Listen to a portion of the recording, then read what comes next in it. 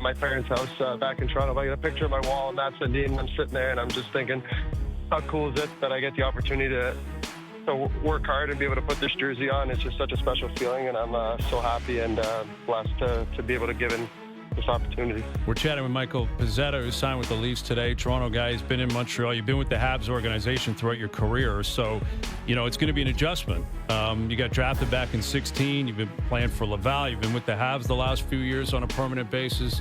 That's pretty significant too. A Toronto kid growing up a Leaf fan, going to Montreal, and now you're coming back. How do you look back on your time as a Canadian? I love my time there. The organization's first class, and the boys were always great, and definitely shared a lot of good memories there. Pretty much grew up there in pro hockey, and got nothing but good things to say about them. And definitely be weird come home opener time and start of the season playing against all those guys and having to try to run them all through the glass. But it'll be fun, and there's no hard feelings. So you come from an organization, made the playoffs, but you've seen the last couple of years the progression of a young team getting to that next level. Now you're coming to an organization where there's high expectations, and that team has been at that level for a long time. And you look at the star power with the Toronto Maple Leafs. Do you feel the expectation that that comes with signing with this organization? Yeah, definitely. And I think anytime you play for a big market, Toronto, Montreal, there's expectations that come with that, and the sort of responsibility that when you put that sweater on and you go on the ice, you have a responsibility to play as hard as you can and give everything you got. And it's about winning at the end of the day and bringing a cup back to your city. And I think that's something I'm ready for and just excited for.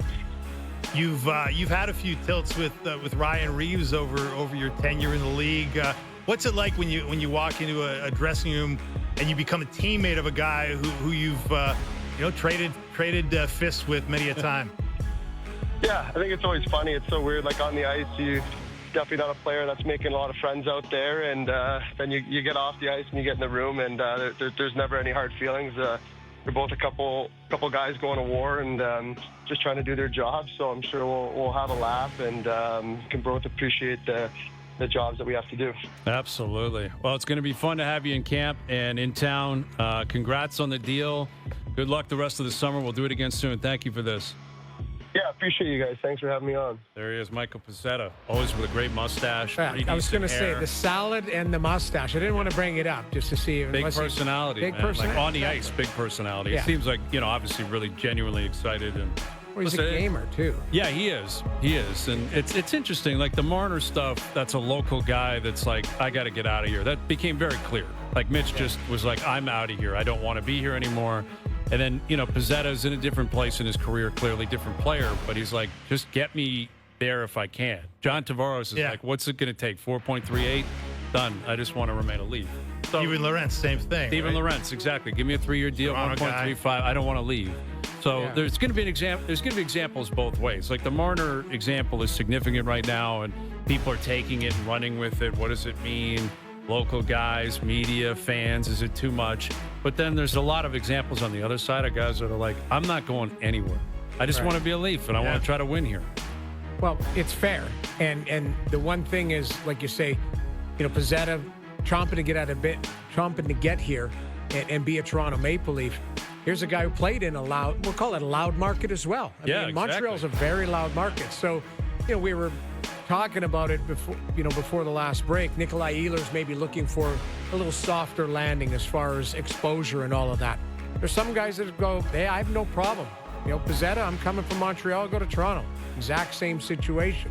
But other guys, maybe their expiration date sounds like Mitch Marner wanted to change. That's Brad Treliving pretty much confirmed it for us. Yeah. He goes to Vegas, you move on from it. The DNA, you brought it up to Tree, the word DNA, it is going to change. Just through osmosis, different players coming in. There's not for lack of better words, the baggage that come with these new players. Nicholas Watt has no idea. Not that he doesn't have no idea, but he comes with no baggage to the Toronto Maple Leafs. He's not tied to 9 years and playoff losses and all of that. The guy's won a cup. He's been in a different organization. So that's your DNA change. Michelli probably wants to be in the playoffs. He hasn't been a playoff guy. So I think you are going to see through osmosis some change here from some of the players coming in, you still have to replace Mitch Marner's points by committee. That's the way I look at it. Yeah, and that's going to depend on who you can get in that top 6 role, but it's not going to be easy to do, right? Like, no. It's not like you can just say, here's 100 points, plop it back in.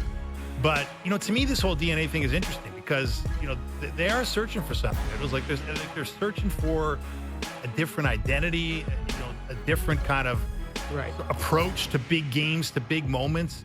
And I guess there is something too. Like Nick Waugh was talking today to reporters about how, hey, I love the big moments. I've been on a cup team. Now, he's never been the guy on a cup team, but he's performed in, high pressure games and ended up, hoisting the trophy. So the more guys you have like that, I think the better, obviously. And that's not a bad place to start. I'm not convinced that you can really have a change of the DNA if the majority of the core is still here. Well, that's and the top players. Yes, and that's what Tree Living kind of.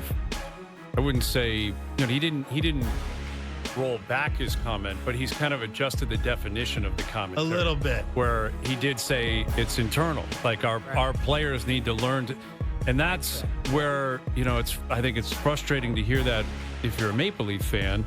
Because, Matthew's been here for 9 years. He's just going to flip a switch and be different in Game 7 next time? I don't know. Can John do that? He'll be 35 years old. Is Tavares going to do that? Is Nylander going to do that? Morgan Riley? We don't have the answer to that. And there's nothing they can do. They can't put them in a lab and turn them into something different. Well, they've tried. Yeah, they've tried. Brought in, sports psychologists. The highest paid sports psychologist on the planet was here for a while. I mean, they've had a bunch of different people. He talked about the mentality and the between the ears stuff, right? They've tried to, do that. They've brought him, they put him on the couch, let's say. Right. And had their feet up and said, okay, what do you need? Like, what is it about these moments that are difficult for you? And, all these years later, I'm not sure what has changed in between the years for a lot of these guys. Yeah, well, exactly. I mean, the DNA that's who you are. Yeah, it is. You can't change that necessarily. Like, you can try to insulate it, you can try to help, you can keep poking and prodding, you can hope maturity, continue, although it's not about maturity. I mean, John Tavares has been in the league for 16 years or whatever, but I don't know. I get Marner's out, and that is very significant. It is significant. Like one Mitch less Marner, of them, we'll call it one less of the guys that you focused on.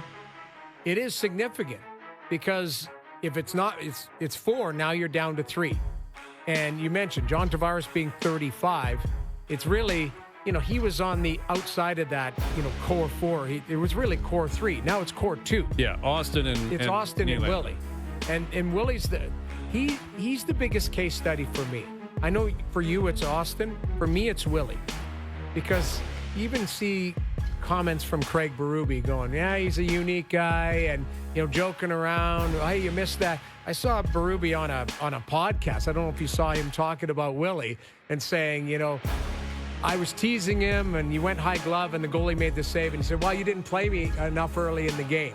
Like joking around. He goes, he's a character. I think Willie needs to continue to grow his game in a sense how it translates to the playoffs.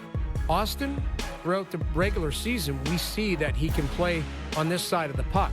I call Willie more of an opportunist. He wants to stretch. He wants breakaways, all of that. He's going to have to be in the fight. He might have to adjust his game, continue to adjust his game. And he might not get 45. Maybe he gets 40 next year, but maybe it's a more rounded 40, if you call it. Well, that's what we're really talking about. That's really it's what the physicality, going to the dirtiest areas. Yeah, that's really what it comes down to. And that's again with Mitch Marner, they're going to figure that out in Vegas. He is not that was a big part of I think the reaction to Marner as he developed over the years. This is a white collar town who's always loved blue collar players. There is not a further blue collar player in the league than Mitch Marner. Like he has. Right. There's nothing about his game that's blue collar. No. It's not, and that's fine. He's not alone. Like there's a lot of players like that, but come the playoffs. You got to take a hit. You got to throw a hit. You got to go in the front of the net. You got there's certain things that have to happen. And again, now he's out. Okay, he goes to Vegas, but the same thing's going to apply to Willie for sure, and to Austin and whoever else is here. Agreed. All right, Mike Johnson will join us. Darren Dreger will join us. We'll continue to recap what was somewhat of a busy day, but not a crazy day at all. I mean, in the end, a lot of guys, and like Tree Living said, because there was money. a lot of teams just said, I want to keep my guys. Like, I have the money to keep my guys, so I'm going to continue to do that. So we'll get into why that has happened this year and if maybe this is a sign of what could be happening in free agent frenzies of the future. Overdrive continues, TSN 1050 and on TSN 4.